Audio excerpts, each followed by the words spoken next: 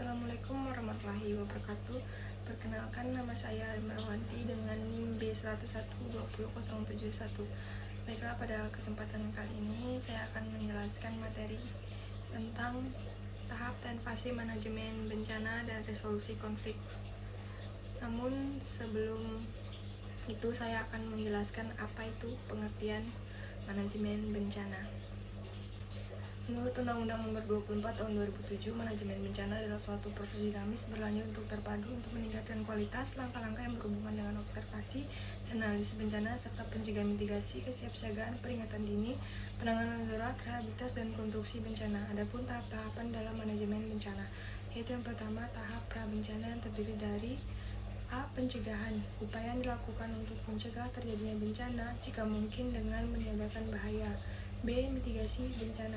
Mitigasi adalah serangkaian upaya yang dilakukan untuk mengurangi risiko bencana, baik melalui pembangunan fisik maupun penyandaran dan peningkatan kemampuan menghadapi ancaman bencana. C. Kesiapsiagaan. Kesiapsiagaan adalah serangkaian kegiatan dilakukan untuk mengantisipasi bencana melalui perorganisasian dan langkah yang tepat guna dan berdaya guna. D. Peringatan dini. Peringatan dini adalah serangkaian kegiatan pemberian peringatan sesegera mungkin kepada masyarakat mengenai kemungkinan terjadi bencana pada suatu tempat oleh lembaga yang berwenang atau upaya untuk memberikan tanda peringatan bahwa bencana kemungkinan akan segera terjadi. Yang kedua, tahap saat terjadi bencana yang terdiri dari tanggap darurat. Tanggap darurat adalah serangkaian kegiatan dilakukan untuk segera pada saat kejadian bencana untuk menangani dampak buruk yang ditimbulkan. D. Bantuan darurat. Ini merupakan upaya untuk dengan pemenuhan kebutuhan dasar berupa sandang, pangan, tempat tinggal sementara, kesehatan, sanitasi, dan juga air bersih.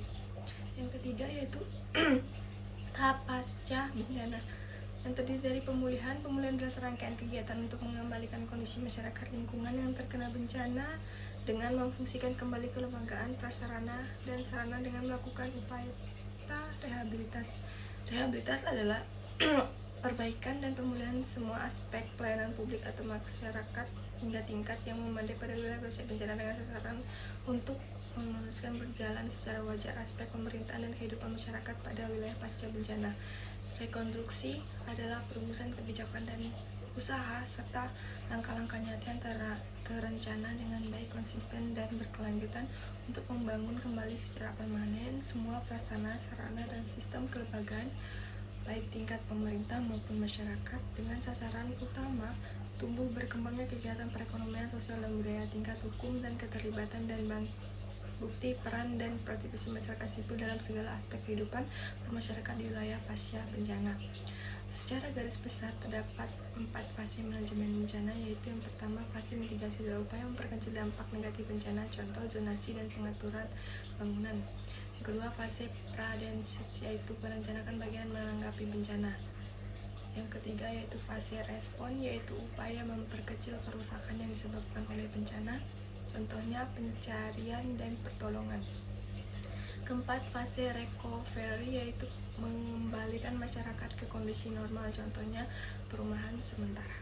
Resolusi konflik terdiri dari beberapa fase dan tahap, yaitu yang pertama pra-negosiasi. Tahap ini melibatkan persiapan sebelum melalui negosiasi.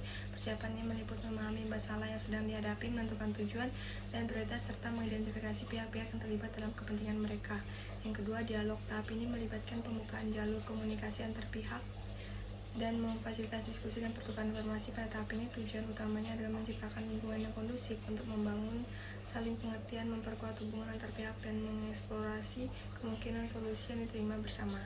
Ketiga, negosiasi. Tahap ini melibatkan pihak-pihak yang terlibat mencari solusi yang dapat diterima bersama. Dalam tahap ini tujuan utamanya adalah mencapai kesepakatan dan memastikan bahwa solusi yang ditemukan dapat memuaskan semua pihak yang terlibat. Yang keempat, implementasi. Tahap ini melibatkan penerapan keaspekan yang telah dicapai oleh semua pihak. Pada tahap ini semua pihak harus berkomitmen untuk menerapkan solusi yang telah disepakati dan mengambil tindakan konkret untuk menjalankan kesepakatan. Yang kelima, monitoring atau evaluasi. Tahap ini melibatkan pemantauan dan evaluasi untuk memastikan bahwa kesepakatan yang telah dicapai diimplementasi dengan benar dan berhasil. Pencegahan masalah adalah hal ini membantu dalam mengidentifikasi evaluasi apakah diperluas dan perubahan yang belum tentukan memastikan bahwa hubungan antar pihak tetap baik.